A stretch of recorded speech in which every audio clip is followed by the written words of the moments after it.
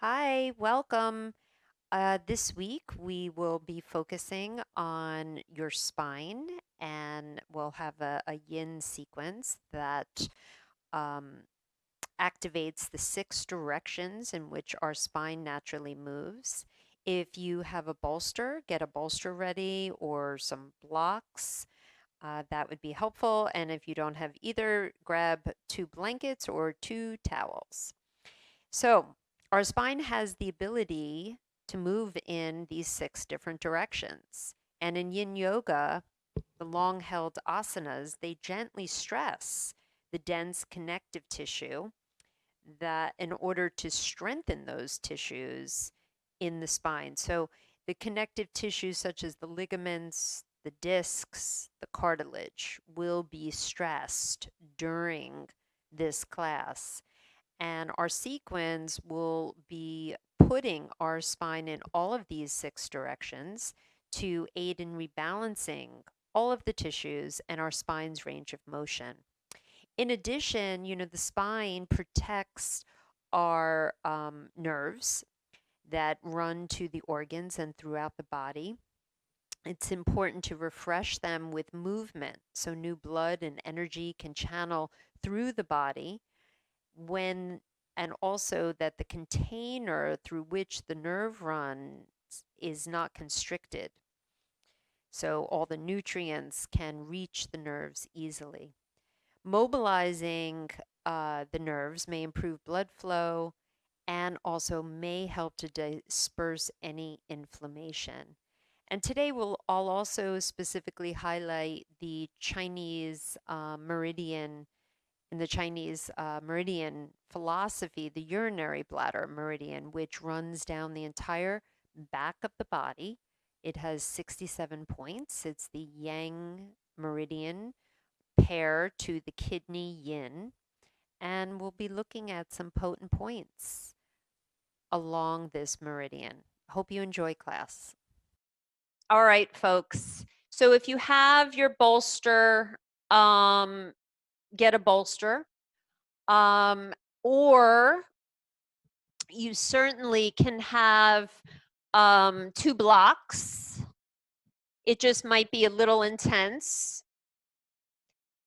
or 2 blankets. So we're just going to, I'm not even centering you. This is how we're going to center by lying down. Our first pose, this is what we're going to do. Either you're going to lie down and lift up and put a block underneath your seat and have the legs come up. Or my favorite thing is to have the bolster. So remember, you lie down, you lift up, you bring the bolster underneath the seat, and then the legs come up. Or, so I showed you with the block, I showed you with the bolster. If you don't have either of those things, and also depending on what's going on with your body, you might want to take 2 blankets.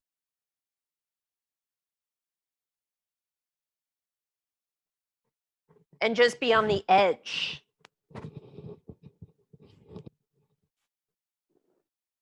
Good. So the legs are up. And just settling in. Today's class is going to be all about our beautiful spine, which is incredibly important. So just settle in. We're here for a couple of moments. If you'd like, take the arms overhead and hold opposite elbows, or just have the arms into cactus.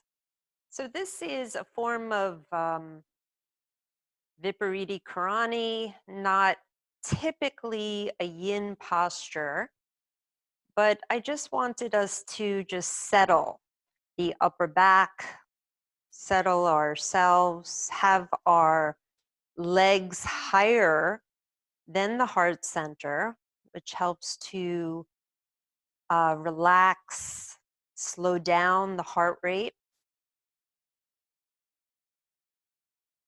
And we're starting to energize the chi of the urinary bladder meridian. So you can feel the energy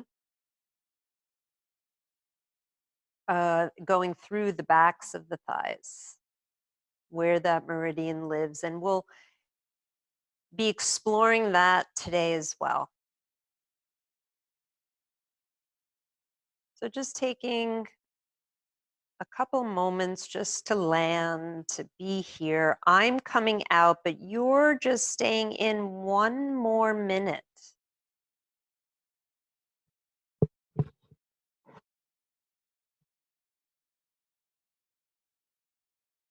And one of my favorites, do not try to save the whole world or do anything grandiose. Instead, create a clearing in the dense forest of your life and wait there patiently until the song that is your life falls into your own cupped hands and you recognize it and greet it. Only then will you know how to give yourself to this world so worth of rescue. So, wherever you are, you're going to start to bend the knees. So, we're coming right away into seed pose. Now, if you're on a bolster and there's too much pressure on your upper thoracic spine, I mean, I wanted it to be that way. There's also a lot of curvature in the lower back. But if this is too much, again, come off the bolster, and there are different variations that you can do, specifically with just one blanket or even a block, just taking seed pose. I like to elevate the seat purposefully because we're starting to round a little bit, not only in the sacral area of the spine, but the lumbar part of the spine. So I do like a little lift, makes that more intense. And our spine is, as we know, so important for us to move it. So if you're in the posture, and again, if you're up on something, the thighs will land directly onto the belly. You can bring the arms overhead. And here, just explore taking the head over to the left and see how that feels, moving the cervical spine and just being here. Noticing how the breath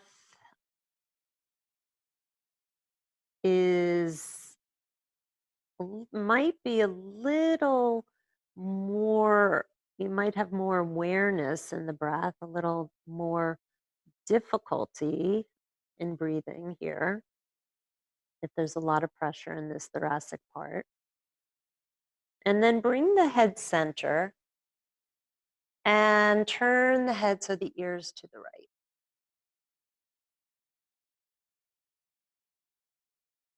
So we know the spine protects our spinal cord, our nervous system. And our nervous systems, there's three main qualities that the nervous system, as it functions. You have the sensory, bring the head to center, which tells the brain if something is hot or cold, if there's tingling or pain or pleasant sensations. And then you have the peripheral nervous system, where there's the communication of the brain to different parts of the body, telling the limbs to move, things of that nature. And then you have the autonomic nervous system, which works on its own, the heart beating, digestion, breath. So from here, you're going to slowly take the feet down, take a moment, and again, staying on your elevation, we'll take the soles of the feet together. And we went one direction in the spine with seat pose, and now we're going to do some more directions of the spine. So our spine can move sideways. So we'll take our torso and move it to the right.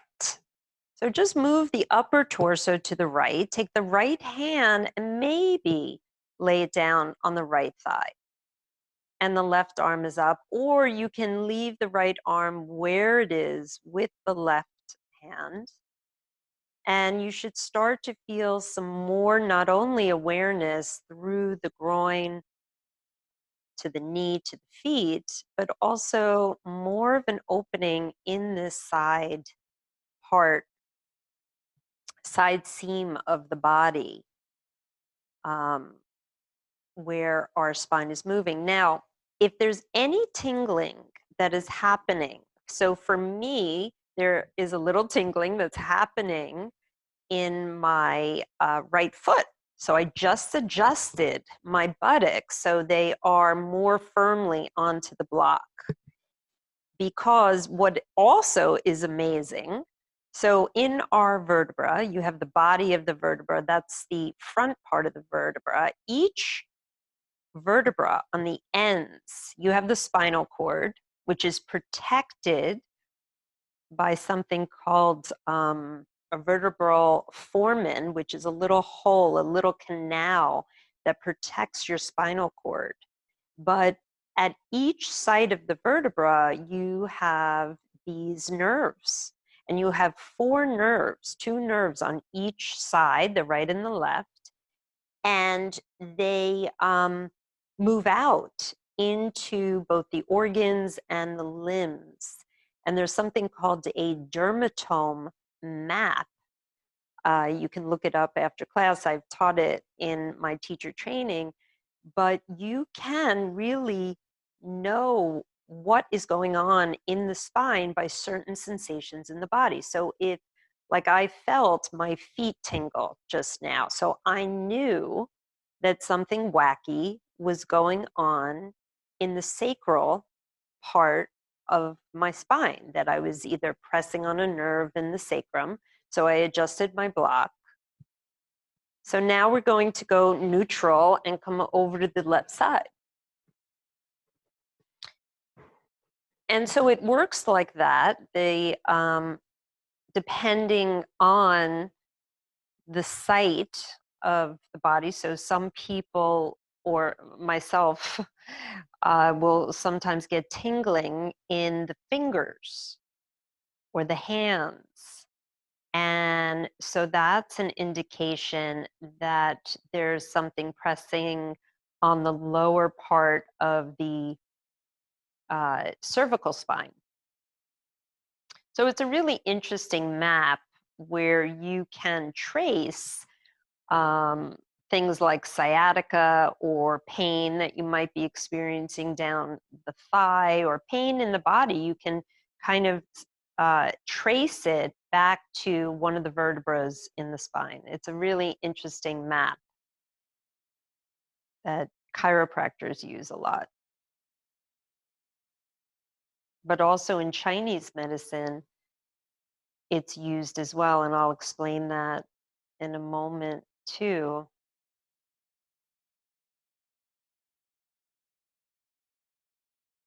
So we've moved to the other side.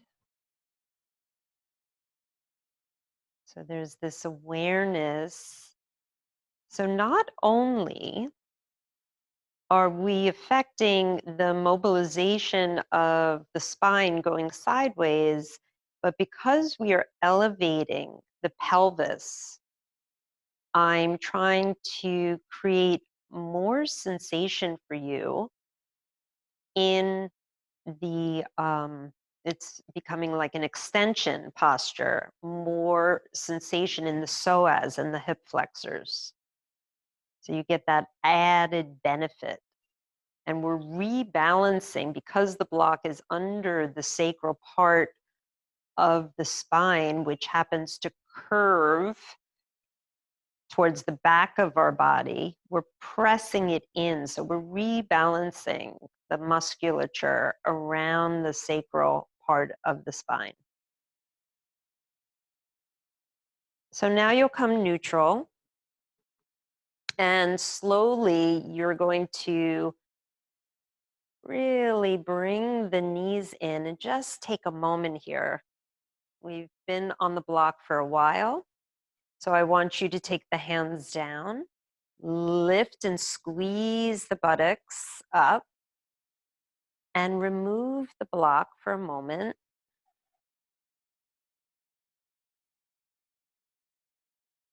And just take a moment to check in,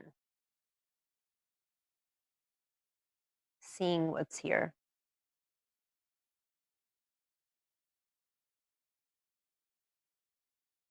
Bringing the outside sounds of the rain,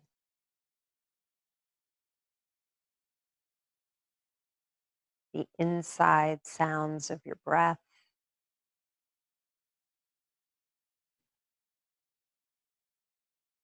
And then slowly you'll turn to one side and bring yourself up to sit. Whew.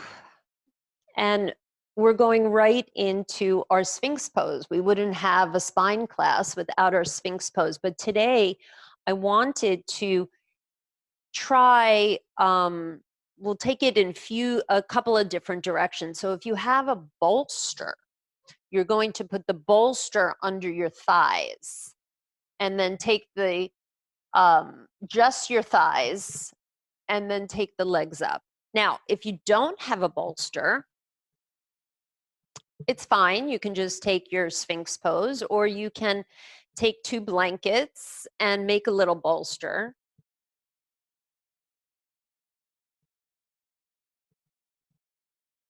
And just bring yourself here. So the belly is releasing. And the reason why we are elevating the legs today, and really bring yourself so you feel a little elevation in the legs. It's more pronounced in the lumbar part of the spine. So if this is too much for you, you don't have to bend your legs. You can let them straighten. If it's too much on the lumbar, you can take the come off of the blankets or the support. If you want to come up right away, you can start to straighten the arms. I like to turn the arms out and be here. You could even play with the hands, taking one hand, the left hand forward, just to open the back of the wrist.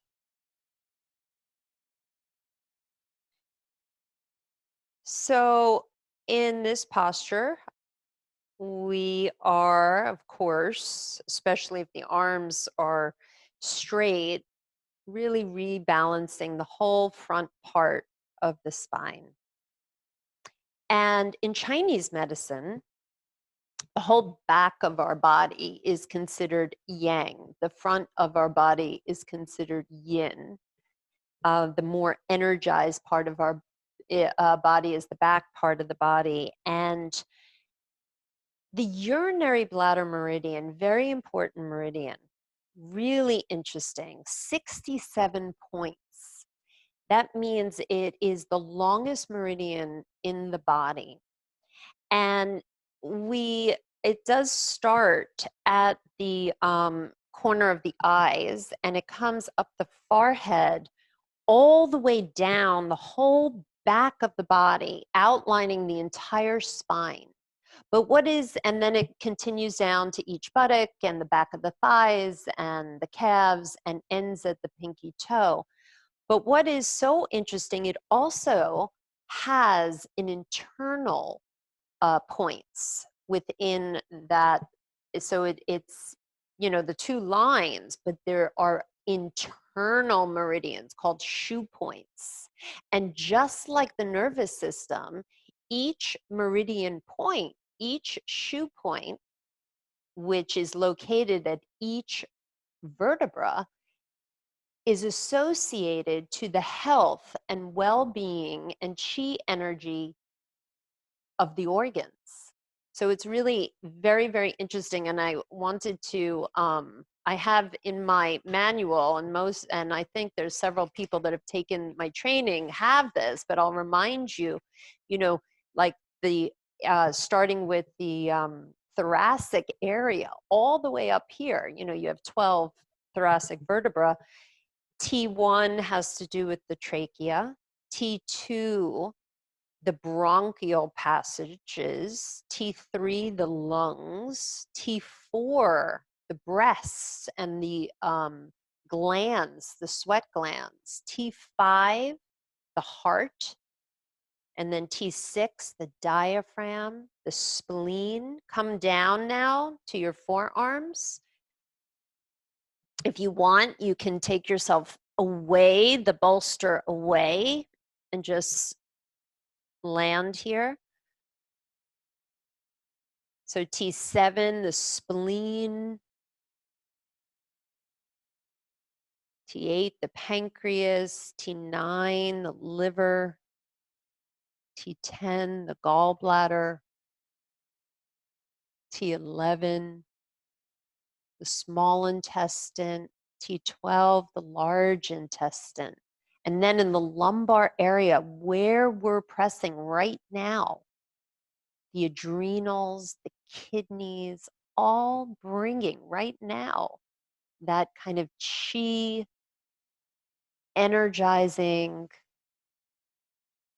nourishing energy to these organs. Now bring yourself all the way down. Take your head to the side, slide your right knee up, and just be here.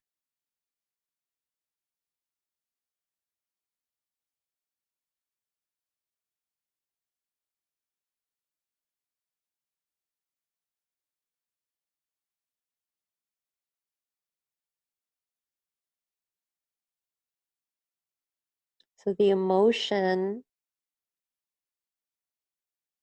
when the chi is not flowing well in the urinary bladder or kidney is fear. Fear of uncertainty, fear of unknown. Straighten the right leg, turn the head, take the left knee up.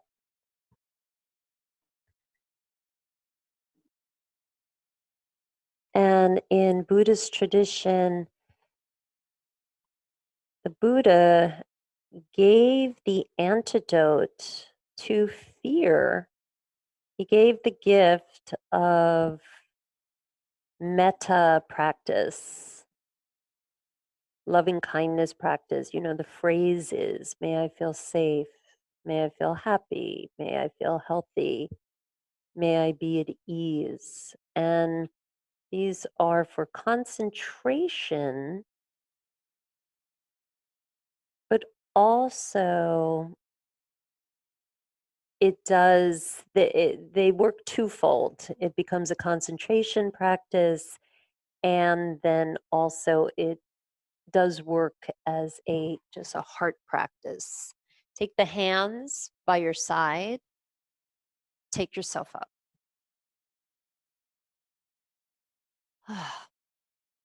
Take a child's pose just for a moment. And we don't normally, usually I'll have you do a twist or something, but because it's a special spine class, I'm going right into the opposite of that motion of the spine, and we're going to take dangling pose. So you're just going to bring yourself up into dangling, bending the knees, letting the head go, and feeling the entire urinary bladder meridian channel and this beautiful spine. So just nodding the head yes and nodding it no.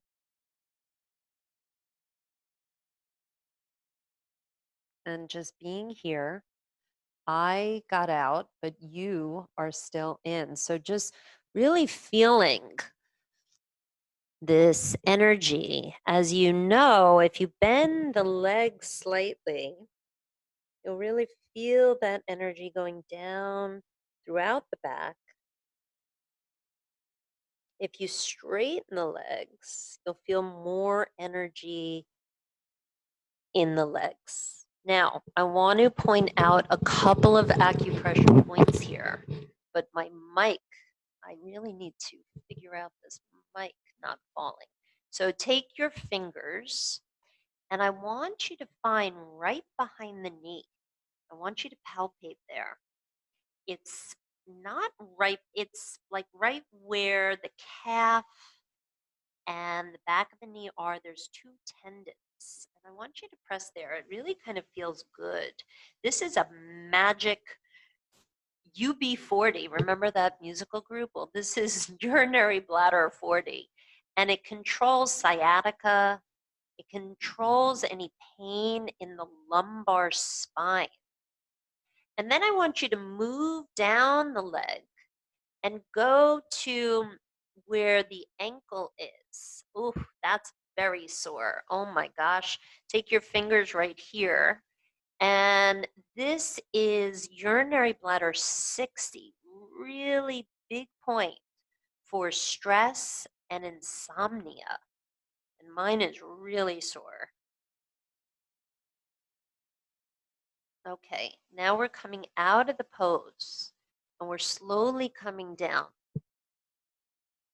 And I think I know pretty much everybody's ability, and I think we can take this next pose, but if something is going on for you and this swan pose or pigeon is too much for you, then we can, I'll give you another option. So we'll take our right knee forward, and we're going to take this, make it more of a spine pose in pigeon by walking our hands and our torso towards the left, like going opposite way of the knee. So it becomes, and then you can hold opposite elbows, it becomes sort of this opening for this part of the lower part of the spine.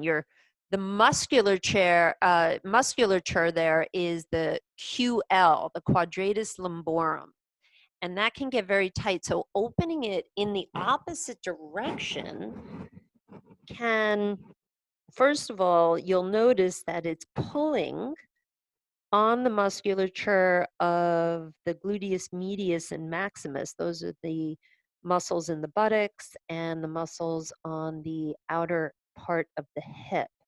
Now, if this is becoming too difficult for you and something's going on for you, you can take a wide-legged child's pose instead and still bring the torso to the left.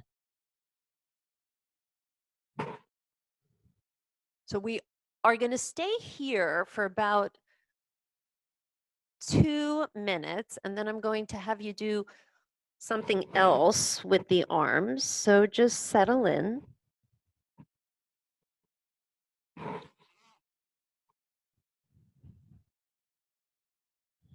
I am coming out, but you are staying in. And today I'm reading from, oh, I had so many things I wanted to read from, but today I'm reading from Sharon Salzberg's Loving Kindness book, The Revolutionary Art of Happiness. And this was her first book that she ever wrote. She's written now more than a dozen, but I thought that this, which section though? All right, so since we're talking about fear and about metta, I thought many of you know this story. The Buddha first taught the metta meditation as an antidote to fear, as a way of surmounting terrible fear when it arises. So the legend is that he sent a group of monks off to meditate in a forest that was inhabited by tree spirits. And these spirits represented the presence of the monks these spirits resented the presence of the monks, and they tried to drive them away by appearing very ghoulish and ghostly, and they had awful smells and terrible shrieking noises. And so the tradition says that the monks became absolutely terrified, and they ran back to the Buddha, begging him to send them to a different forest for their practice. There's no way we can practice there, they said. And instead, the Buddha replied, go back, you can practice there. I am going to send you back to the same forest, but I will provide you with the only protection you will need. And that is the legend, because this was the first teaching of metta meditation. So the Buddha encouraged the monks not only to recite the metta phrases, but to actually practice them. As these stories all seem to end so happily, so did this one. It is said that the monks went back and practiced metta so that the tree spirits became quite moved by the beauty of the loving energy filling the forests and resolved to care for and serve the monks in all different ways. So the inner meaning of this story is that a mind filled with fear can still be penetrated by the qualities of loving kindness. And also, a mind that is saturated with loving kindness cannot be overcome by fear. And if fear should arise, it will not overpower such a mind. So, we've been in here for a while, enough. I was going to do another arm variation with this pose, but I'm going to skip that for today. So take the right leg back and let's take a downward dog, or you can rest on your belly.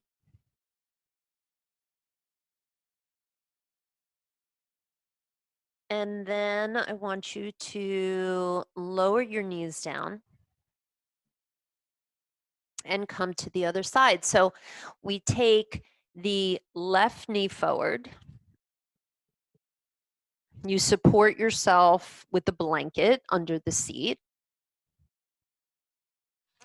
bringing your arms, walking the torso towards the opposite way of the left knee. And again, if this is too much, you take child's pose and just walk the torso towards the left. Okay? So we're in the posture. Gonna go to this side. Supporting properly.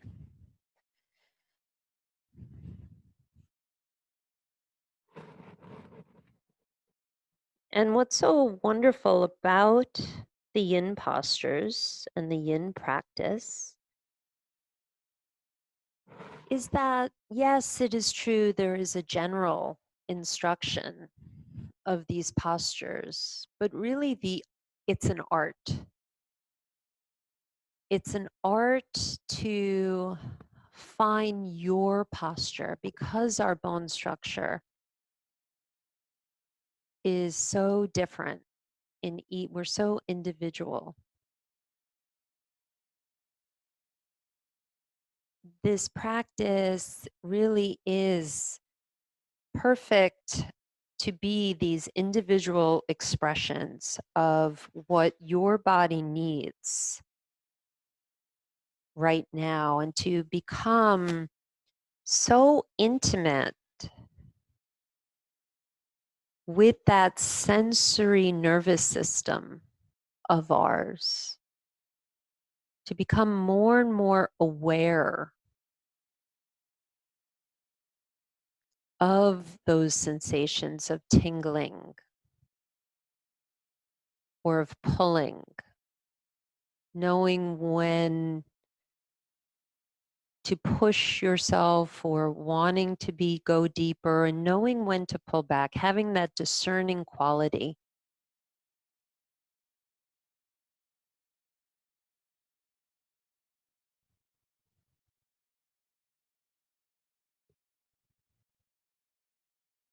So although I truly wish and miss seeing everybody's postures and giving guidance, there's something really truly special of really becoming your own teacher and then using this virtual room as just this energetic connection that we have with each other, this common goal, this common intention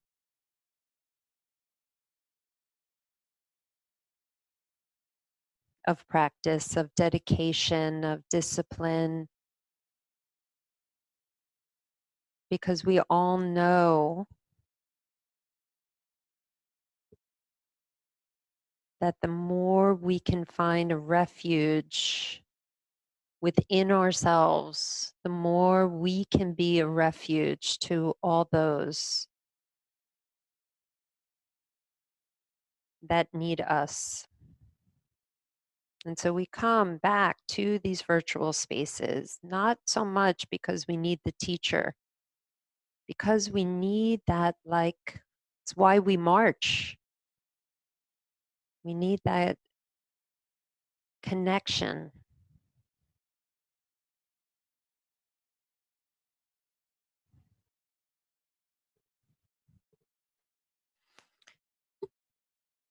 So from here,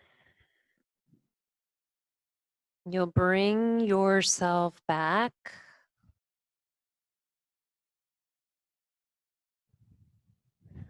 and you'll slide the left leg back. So we didn't really do the last two. So just find yourself on your belly for a moment. So the last two directions is the twist. We've done extension, we've done flexion, we've done some side opening, but it's the beautiful twisting of that part of the thoracic spine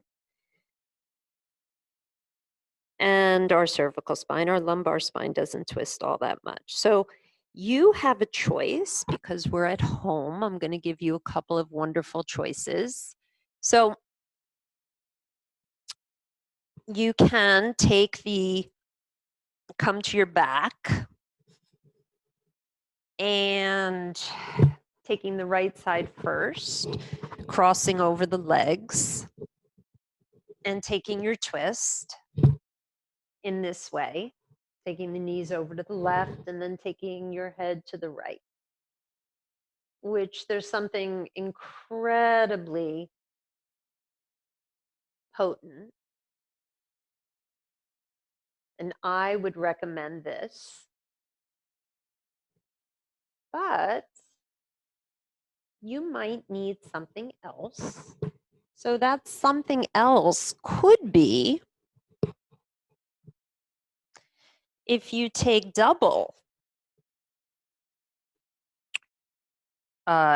pigeon in this way and take yourself over to the right.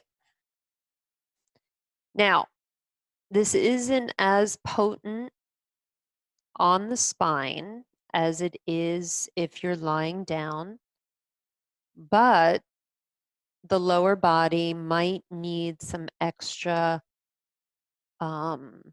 yin going on.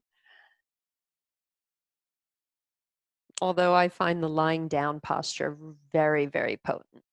So you do you.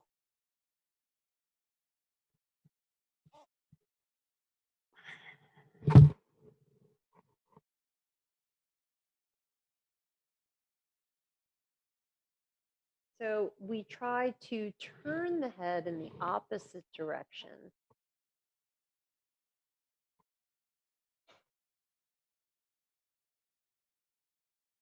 Because what happens in our body, the cervical spine has the most degree of motion, but we lose that quality.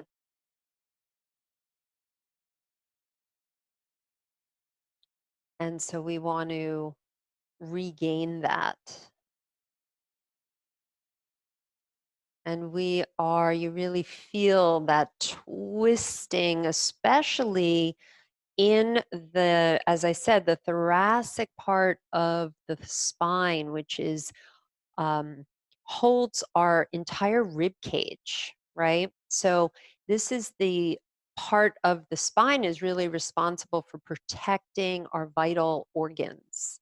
So when we twist in this area on a Chinese medicine way, as I talked about those shoe points, think about how much vitality and energy you're bringing to the heart, to the lungs, to the spleen, to the pancreas there, to the bronchial passages, all there. The T9, think about that. You have, T1 to T12, and imagine, T12 and 11 are attached to those floating ribs, right? A little bit up above that, T9 is where the liver shoe point is, and this is where we're twisting. So now I want you to bring yourself neutral. We have to take ourselves to the other side. So just before you go to the other side, maybe unwind, take the soles of the feet together and just open up and just settle. Just see how the spine feels. And then again, take the left leg over, scooch your hips over to the left, and then bring the knees down to the floor. Maybe you need a support underneath your knees.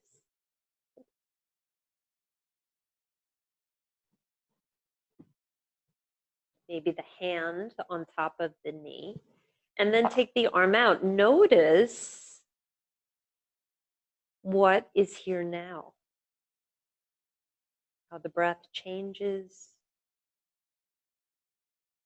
Turn the head, if you can, the opposite direction.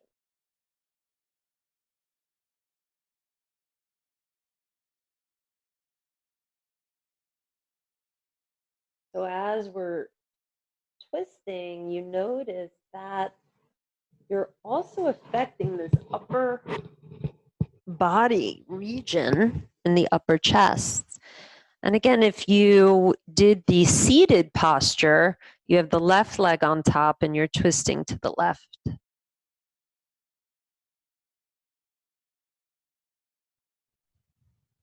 And with every breath, just notice where there might be some tension in the body.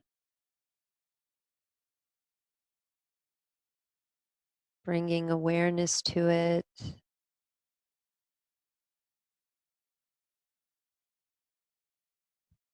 Loving awareness.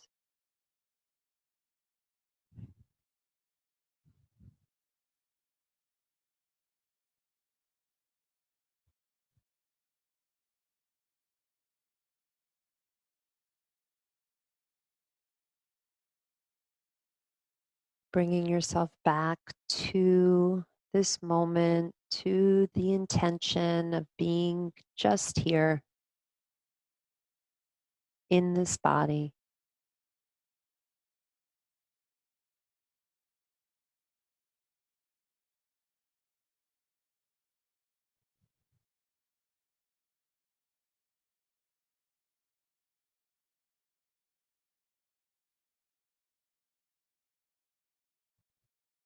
Training our mind to stay here, awake and aware of this embodied experience of being alive. Just being in this human body is enough.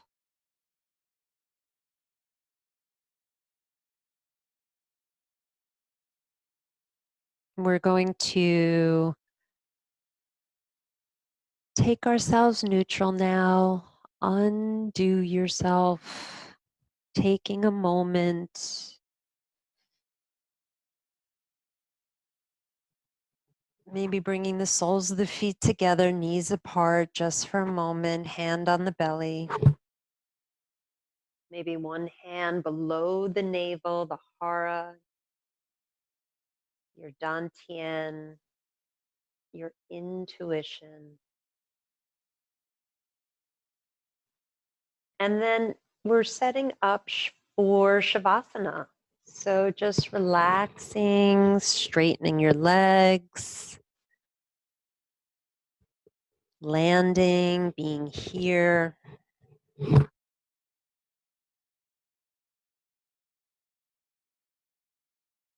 I'm getting up, but you are still relaxing.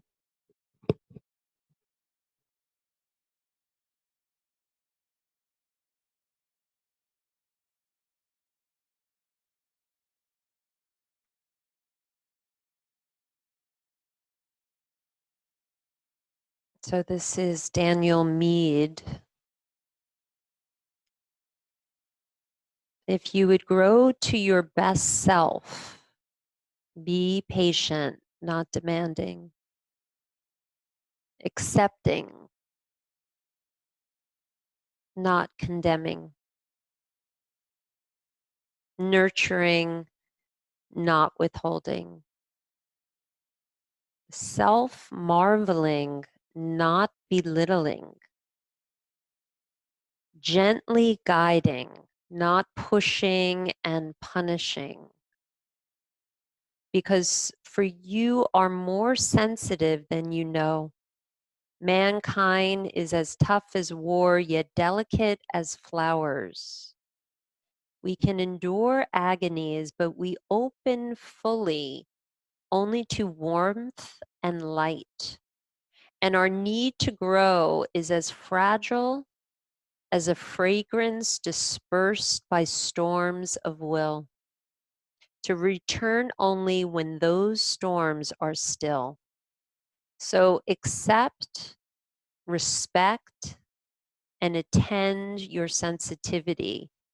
Remember, a flower cannot be opened with a hammer.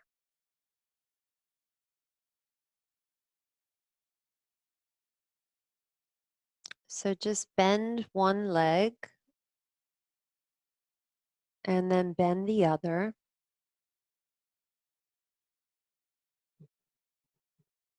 Taking a moment here and then come over to your side.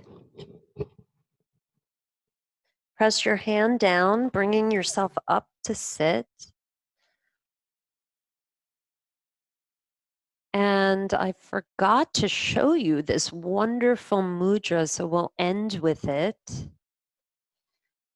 Left hand right below the navel and holding your thumb up landing the right hand on top of it. And it doesn't have to be below the navel. You can bring the arms up. And this is a mudra for the health of the spine and the bones. So, namaste. Have a beautiful day. And thank you for joining me